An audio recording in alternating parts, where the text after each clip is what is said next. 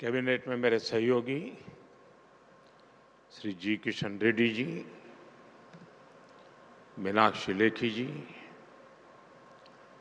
अर्जुन राम मेघवाल जी, लू म्यूजियम के निर्देशक मैनुअल रबाते जी, दुनिया के अलग अलग देशों से आए अतिथिगण, अन्य महानुभाव, देवी और सज्जनों, आप सभी को इंटरनेशनल म्यूजियम डे की बहुत बहुत शुभकामनाएं।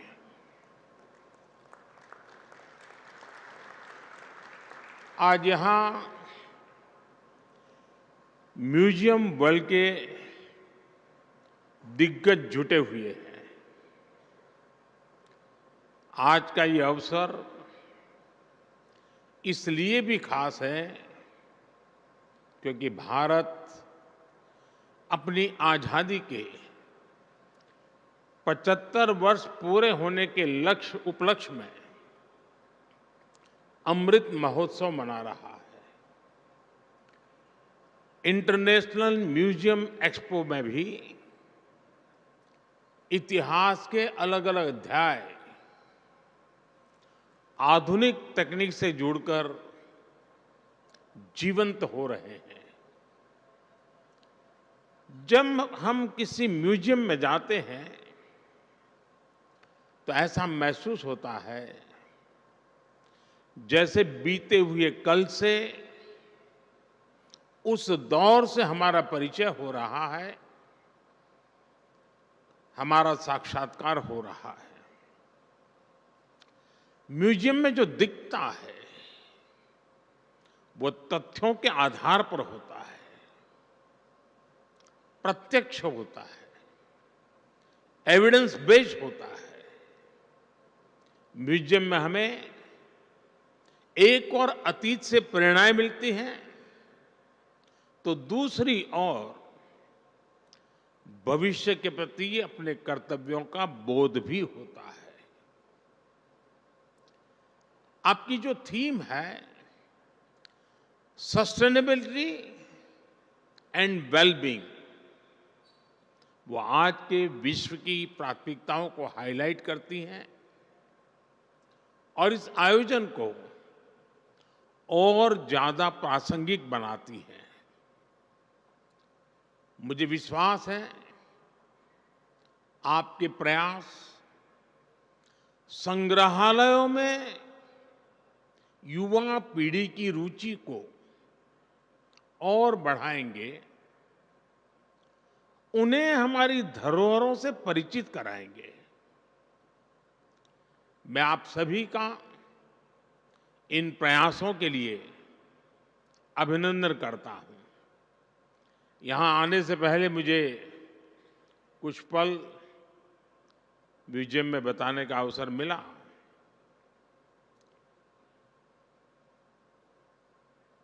हमें कई कार्यक्रमों में जाने का अवसर आता है, सरकारी, गैर सरकारी, लेकिन मैं कह सकता हूं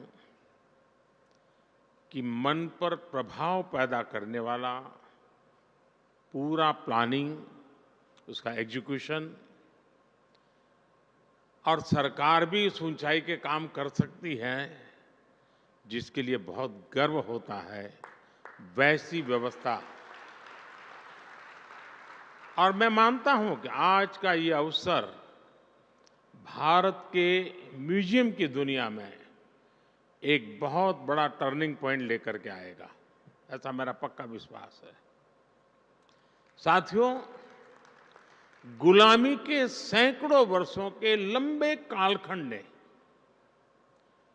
भारत का एक नुकसान ये भी किया कि हमारी लिखित अलिखित बहुत सारी धरोहर नष्ट कर दी गई।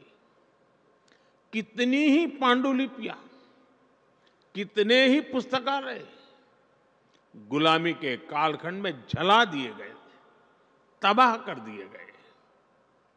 ये सिर्फ भारत का नुकसान नहीं हुआ है, ये पूरी दुनिया का, पूरी मानव जात का नुकसान हुआ है। दुर्भाग्य से आजादी के बाद अपनी धरोहरों को संरक्षित करने के जो प्रयास होने चाहिए थे वो उतने हो नहीं पाए। लोगों में धरोहरों के प्रति जागरूकता की कमी ने इस क्षति को और ज्यादा बढ़ा दिया और इसलिए आजादी के अमृतकाल में भारत ने जिन पंच प्राणों की घोषणा की है उनमें प्रमुख है अपनी विरासत पर गर्व। अमृत महोत्सव में हम भारत की धरोहरों को संरक्षित करने के साथ ही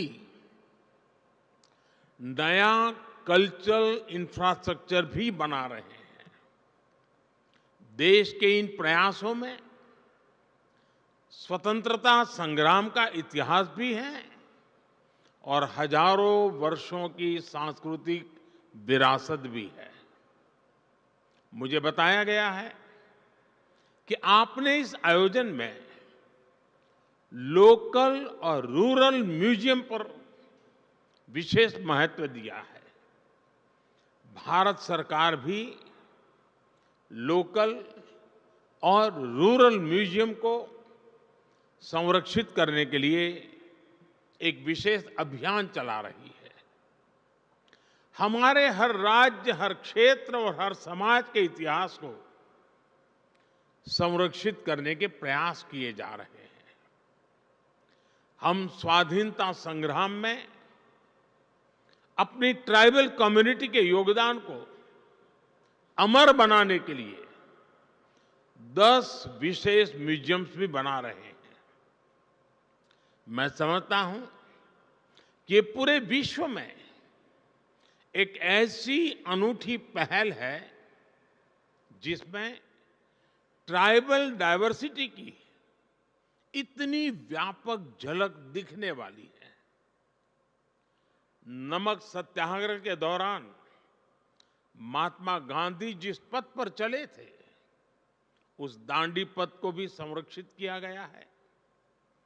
जिस स्थान पर गांधी जी ने नमक कानून तोड़ा था वहां आज एक भव्य मेमोरियल बना हुआ है। आज देश और दुनिया से लोग दांडी कुटीर देखने गांधीनगर आते हैं। हमारे संविधान के मुख्य शिल्पी बाबा साहब आंबेडकर का जहां महापरिनिर्वाण हुआ वो स्थान दशकों से बदहाल था। हमारी सरकार ने इस स्थान को दिल्ली में 5 अलीपुर रोड को नेशनल मेमोरियल में परिवर्तित किया है। बाबा साहब के जीवन से जुड़े पंचतीर्थ महू में जहां उनका जन्म हुआ, लंदन में जहां वो रहे, नागपुर में जहां उन्होंने दीक्षा ली, मुंबई की चैत्य भूमि जहां उनकी समाधि है, ऐसे स्थानों का भी विकास किया जा रहा है। भारत की 580 से ज्यादा रियासतों को जोड़ने वाले सरदार साहब की गगनचुंबी प्रतिमा स्टैच्यू ऑफ यूनिटी आज देश का गौरव बनी हुई है। स्टैच्यू ऑफ यूनिटी के भीतर भी एक म्यूजियम बना हुआ है। चाहे पंजाब में जलियांवाला बाग हो, गुजरात में गोविंद गुरु जी का स्मारक हो, यूपी के वाराणसी में मान महल म्यूजियम हो, गोवा में म्यूजियम ऑफ क्रिश्चियन आर्ट हो, ऐसे अनेक स्थानों को संरक्षित किया गया है। म्यूजियम से जुड़ा एक और अनूठा प्रयास भारत में हुआ है।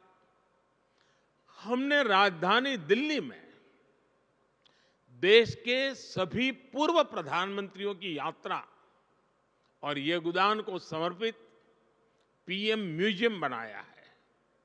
आज पूरे देश से लोग आकर पीएम म्यूजियम में आजादी के बाद की भारत की विकास यात्रा के साक्षी बन रहे हैं। मैं यहां आए अपने अतिथियों से विशेष आग्रह करूंगा कि एक बार इस म्यूजियम को भी अवश्य देखें। साथियों, जब कोई देश अपनी विरासत को सहेजना शुरू कर देता है तो उसका एक और पक्ष उभर कर सामने आता है। ये पक्ष है दूसरे देशों के साथ संबंधों में आत्मीयता। जैसे कि भगवान बुद्ध के महापरिनिर्वाण के बाद भारत ने उनके पवित्र अवशेषों को पीढ़ी दर पीढ़ी संरक्षित किया है और आज वो पवित्र अवशेष भारत ही नहीं, दुनिया के करोड़ों बौद्ध अनुयायियों को एक साथ जोड़ रहे हैं। अभी पिछले वर्ष ही हमने बुद्ध पूर्णिमा के अवसर पर 4 पवित्र अवशेषों को मंगोलिया भेजा था। वो अवसर पूरे मंगोलिया के लिए आस्था का एक महापर्व बन गया था।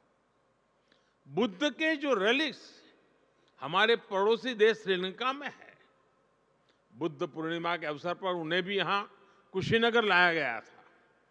ऐसे ही गोवा में सेंट क्वीन केटेवान के पवित्र अवशेषों की धरोहर भी भारत के पास संरक्षित है। मुझे याद है जब हमने सेंट क्वीन केटेवान के रेलिक्स को जॉर्जिया भेजा था तो वहां कैसे राष्ट्रीय पर्व का माहौल बन गया था। उस दिन जॉर्जिया ने अनेकों नागरिकों वहां के सड़कों पर एक बड़ा मेले जैसा माहौल हो गया था, उमड़ पड़े थे। यानी हमारी विरासत वैश्विक एकता, वर्ल्ड यूनिटी का भी सूत्रधार बनती है और इसलिए इस विरासत को संजाने वाले हमारे म्यूजियम्स की भूमिका भी और ज्यादा बढ़ जाती है। साथियों, जैसे हम परिवार में साधनों को आने वाले कल के लिए जोड़ते हैं, वैसे ही हमें पूरी पृथ्वी को एक परिवार मानकर अपने संसाधनों को बचाना है।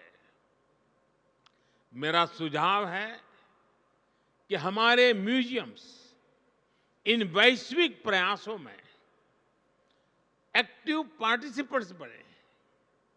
हमारी धरती ने बीती सदियों में कई प्राकृतिक आपदाएं झेली है।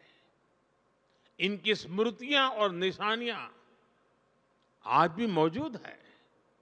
हमें ज्यादा से ज्यादा म्यूजियम इन निशानियों की, इनसे जुड़ी तस्वीरों की गैलरी की दिशा में सोचना चाहिए।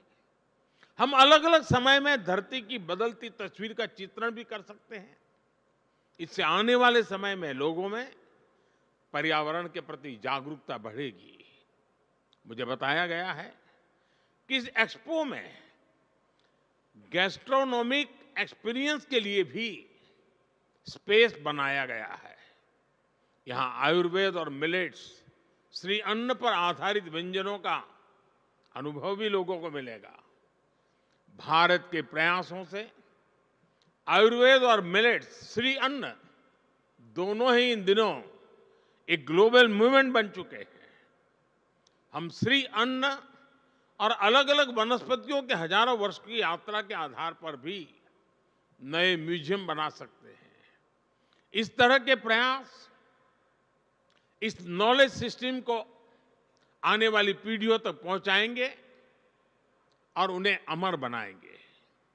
साथियों, इन सभी प्रयासों में हमें सफलता तभी मिलेगी जब हम ऐतिहासिक वस्तुओं के संरक्षण को देश का स्वभाव बनाएं। अब सवाल ये कि अपनी धरोहरों का संरक्षण देश के सामान्य नागरिक को स्वभाव बनेगा कैसे? मैं एक छोटा सा उदाहरण देता हूं।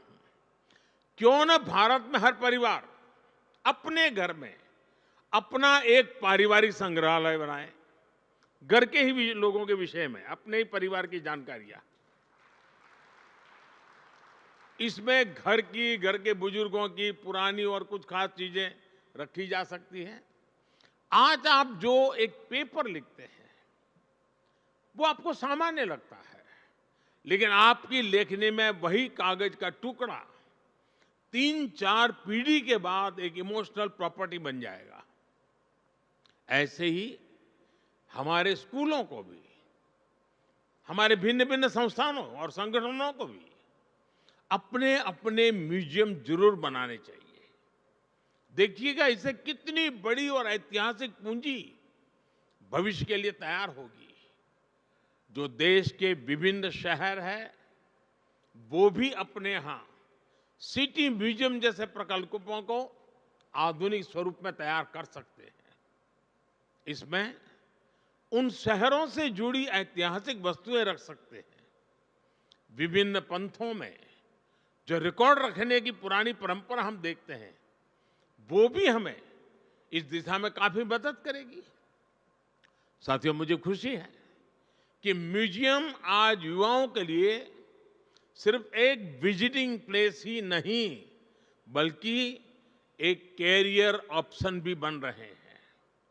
लेकिन मैं चाहूंगा कि हम अपने युवाओं को केवल म्यूजियम वर्कर्स की दृष्टि से ना देखें।